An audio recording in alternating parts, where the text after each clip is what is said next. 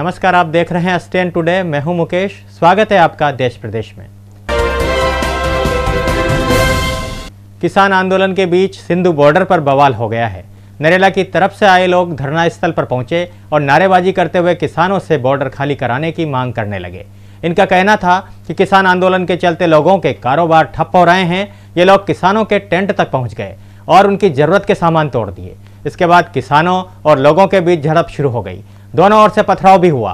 Police ने बीच बचाव की कोशिश की, लेकिन स्थिति बिगड़ते देख लाठीचार्ज कर दिया और आंसू गैस के गोले भी छोड़े। इस झड़प में कई लोगों के चोटें आई है। कुछ पुलिस कर्मियों को गंभीर चोटें लगी हैं। खबर है कि एक पुलिसकर्मी पर तलवार से हमला किया गया है। इससे पहले किसान मजदूर संघर्ष समिति के नेता सतनाम सिंह पन्नू ने कहा कि केंद्र सरकार आरएसएस के लोगों को भेजकर किसानों के धरना स्थल पर माहौल बिगाड़ रही है। उन्होंने 2 बार ऐसा किया, लेकिन कृषि कानूनों की वापसी होने तक हम वापस नहीं जाएंगे। खतरनाक गैंगस्टर पपला गुर्जर को आज बहरौड़ कोर्ट में पेश किया गया। वहां से कोर्ट ने उसे 2 दिन के लिए जेल भेज दिया। वहीं उसकी गर्लफ्रेंड जिया को कोर्ट ने 7 दिन के पुलिस रिमांड पर भेजा है। न्यायालय ने पपला गुर्जर को पुलिस व न्यायिक अभिरक्षा में बहरौड़ जेल भेज दिया है।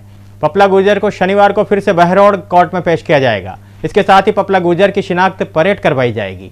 पपला को जब 6 सितंबर को गिरफ्तार किया गया था, तब के आई विटनेस पुलिस अधिकारियों से इसकी शिनाख्त की जाएगी। इसके बाद जांच शुरू की जाएगी। कोर्ट की ओर से पपला को अभिरक्षा की अवधि दी जाएगी।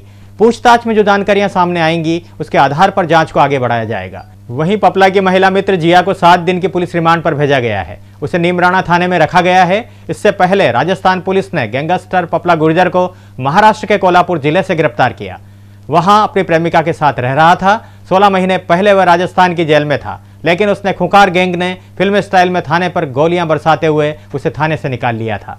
उसकी गैंग ने अलवर जिले के बहरौड़ पुलिस थाने पर हमला बोल दिया था, जिसके बाद से ही वह पुलिस कस्टडी से फरार चल रहा था। जहरीली शराब ने मांडलगढ़ थाना क्षेत्र के सारण का खेड़ा गांव में 4 लोगों की जिंदगी ले ली। 5 लोगों की तबीयत बिगड़ गई। उन्हें गंभीर हालत में उपचार के लिए महात्मा गांधी चिकित्सालय में भर्ती कराया गया है। वहीं 4 लोगों की मौत से सारण का खेड़ा गांव में शोक की लहर छा गई।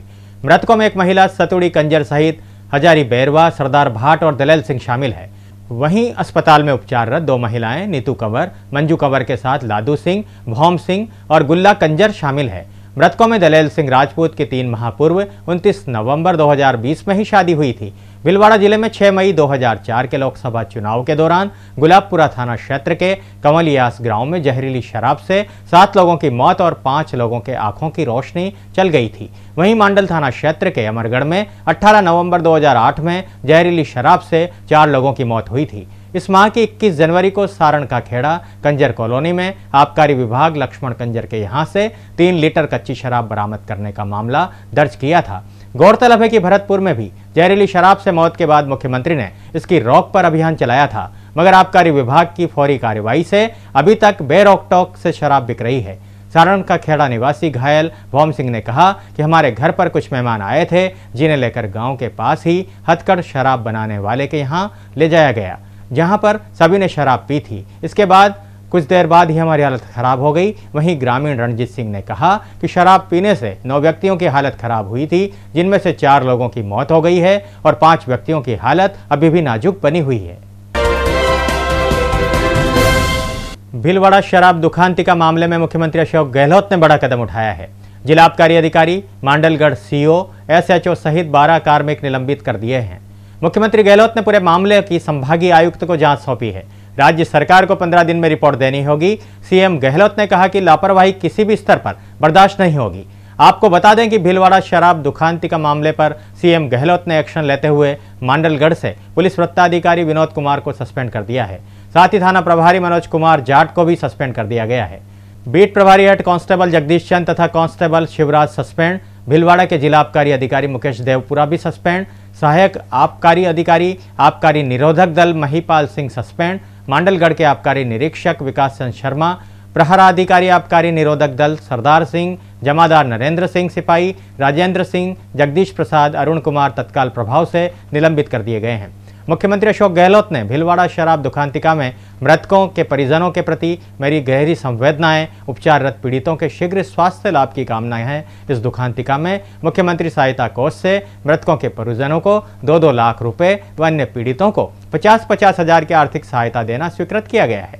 गौरतलब है कि जहरीली शराब ने मांडलगढ़ थाना क्षेत्र के सारण का खेड़ा गांव में 4 लोगों की जिंदगी ले ली। 5 लोगों की तबीयत बिगड़ गई। उन्हें गंभीर हालत में उपचार के लिए महात्मा गांधी चिकित्सालय में भर्ती कराया गया है। राष्ट्रपति रामनाथ कोविंद के अभिभाषण से बजट सत्र की शुरुआत हो गई है। कोरोना महामारी के दौर में हो रहे इस सत्र को उन्होंने महत्वपूर्ण बताया। उन्होंने कहा कि नए दशक और नए साल का पहला सत्र है। इसी के साथ हम भारत की आज़ादी के 75वें वर्ष में प्रवेश कर रहे हैं। राष्ट्रपति कोविंद ने कहा कि चुनौती कितनी ही बड़ी क्यों ना हो, हम न रुकेंगे और न भारत रुकेगा। भारत जब जब एकजुट हुआ है तब तब उसने असंभव से लगने वाले लक्ष्यों को प्राप्त किया है। भारत की महानता परम सत्य है। एक ही चेतना में, एक ही ध्यान में, एक ही साधना में, एक ही आवेग में, एक हो जाओ, एक हो जाओ। उन्होंने कहा कि महामारी के खिलाफ इस लड़ाई में हमने अनेक देशवासियों को असमय खोया भी है। हम सभी के प्रिय और मेरे पूर्ववर्ती राष्ट्रपति प्रणब मुखर्जी का निधन भी कोरोना काल में हुआ। संसद के 6 सदस्य भी कोरोना की वजह से असमय हमें छोड़कर चले गए। मैं सभी के प्रति अपनी विनम्र श्रद्धांजलि अर्पित करता हूँ।